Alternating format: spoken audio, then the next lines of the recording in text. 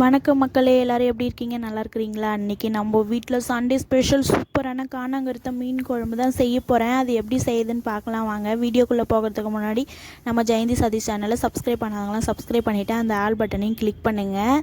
அப்படியே நம்ம அந்த ஹைப்பையும் கிளிக் பண்ணுங்கள். நம்மளுடைய சேனல் கொஞ்சம் ரீச் ஆகும். இது பார்த்திங்கன்னா நான் சனிக்கிழமை நைட்டே வைக்கிறேன். மறுநாள் ஞாயிற்றுக்கிழமை சாப்பிடும்போது இன்னும் டேஸ்ட்டு நல்லா சூப்பராக இருக்கும்.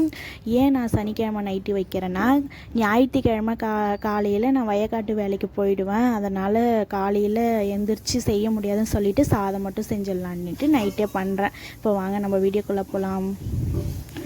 பார்த்திங்கன்னா அடுப்பு பற்ற வச்சாச்சு. வானல் காஞ்சதும் குழம்புக்கு தேவையான அளவு எண்ணெய் ஊற்றிக்கிறேன். எண்ணெய் ஊற்றிட்டு தாளிக்கிறதுக்கு கடுகும், நம்ம வீட்டில் போட்டால் ஃப்ரெஷ்ஷாக சூப்பரான வடகம் அதில் கொஞ்சம் எடுத்து சேர்த்துக்கிறேன். அந்த வடகம் அப்படியே எண்ணெயில் சேர்க்கும்போது வாசனை நல்லா கமன்னு இருந்ததுப்பா. ஆனால் செம்ம வாசனை. எனக்கே ரொம்ப சந்தோஷமாக இருந்தது. ஏன்னா நம்மளே வீட்லேயே பண்ணிவிட்டு இந்த வடகம் சேர்க்கும்போது ரொம்ப சந்தோஷமாக இருந்தது. வடகம் தாளிஞ்சதும் நான் வெங்காயம் வெட்டி வச்ச வெங்காயம் சேர்த்துக்கிட்டேன். வெங்காயம் சேர்த்துட்டு வெங்காயத்தை நல்லா பொன்னிறமாக வதக்கிக்கலாம். இது கூட வாசனைக்கு ரெண்டு கொத்தில் கொஞ்சம் நான் தாராளமாகவே சேர்த்துருக்கேன். ஏன்னா குழம்புல வந்து கருவேப்பிலை சேர்க்கும்போது நல்லா வாசனையாக இருக்கும். அதனால் சொல்லிவிட்டு நான் நிறையவே சேர்த்துருக்கேன். கருவேப்பிலை சேர்த்துட்டு வெங்காயம் நல்லா பொன்னிறமாக வதங்கினதுக்கப்புறம் பூண்டு மட்டும் இடித்து வச்சுருக்கேன். அதை மட்டும் சேர்த்து பச்சை வாசனை போகிற அளவுக்கு வதக்கி விட்டுட்டு நான் ஒரு 3 மீடியம் சைஸ் தக்காளி எடுத்திருக்கேன். அதையுமே வெட்டி சேர்த்தாச்சு. இது எல்லாத்தையுமே சேர்த்துட்டு நல்லா வதக்கி விட்டாச்சு. நல்லா கொஞ்சம் தக்காளியெல்லாம் நல்லா தோலை வதங்குற அளவுக்கு நல்லா வதக்கி விட்டாச்சு. இப்போ பார்த்திங்கன்னா நான் வந்து புளி கரைசலில் புளி, மிளகாத்தூள், வீட்டு குழம்புத்தூள், உப்பு இது 3 சேர்த்து கரைச்சி வச்சுருக்கேன். இதை நம்ம வதக்கி வச்சுருந்தா வெங்காயத்தை கூட சேர்த்துக்கலாம். இப்போ இது கூட சேர்த்துட்டு நம்மளுக்கு எவ்வளோ தண்ணி தேவையோ அந்த அளவுக்கு ஊற்றிக்கலாம். தண்ணி ஊற்றிட்டு நம்ம நல்லா கலந்து விட்டுட்டு தட்டு போட்டு மூடி வச்சிடலாம். நம்ம நல்லா கொதித்ததுக்கப்புறம் பார்க்கலாம். பார்த்திங்கன்னா குழம்பு நல்லா எண்ணெய் பிரிஞ்சு நல்லா சூப்பராக ரெடி ஆகிடுச்சு.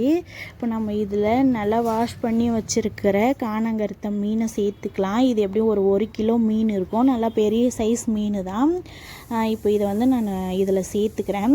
மீன் பார்த்திங்கன்னா நாங்கள் காலையிலேயே வாங்கிட்டு வந்துட்டோம். அதை நான் க்ளீன் பண்ணிவிட்டு ஃப்ரிட்ஜில் வச்சுருந்தேன். இப்போ அதை தான் சேர்க்குறேன் நான்.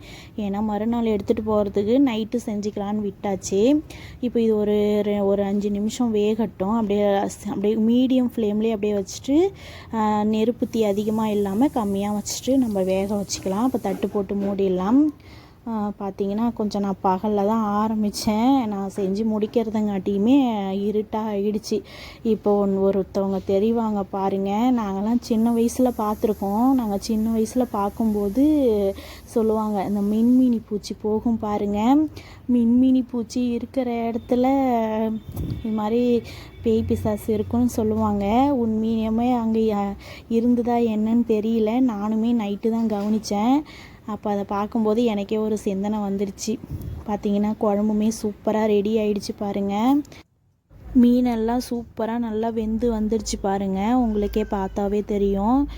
மீன் குழம்பும் சூப்பராக ரெடி ஆகிடுச்சு. நல்லா வாசனை இப்போவே நல்லா வாசனை கமகமன்னு வருதுங்க.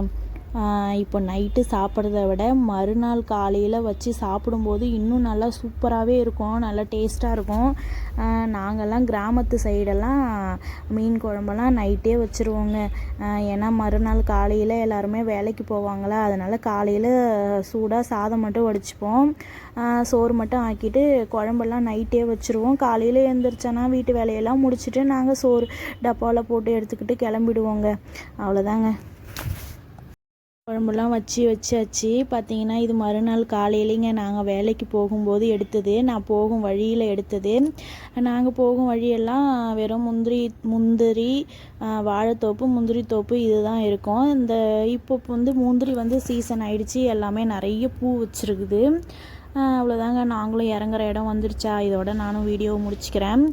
உங்களுக்கு எங்களுடைய வீடியோ பிடிச்சிருந்தா மறக்காமல் லைக் பண்ணுங்கள், கமெண்ட் பண்ணுங்கள், ஷேர் பண்ணுங்கள். நம்மளுடைய சேனலை சப்ஸ்கிரைப் பண்ணாதவங்களாம் சப்ஸ்கிரைப் பண்ணி சப்போர்ட் பண்ணுங்கள்.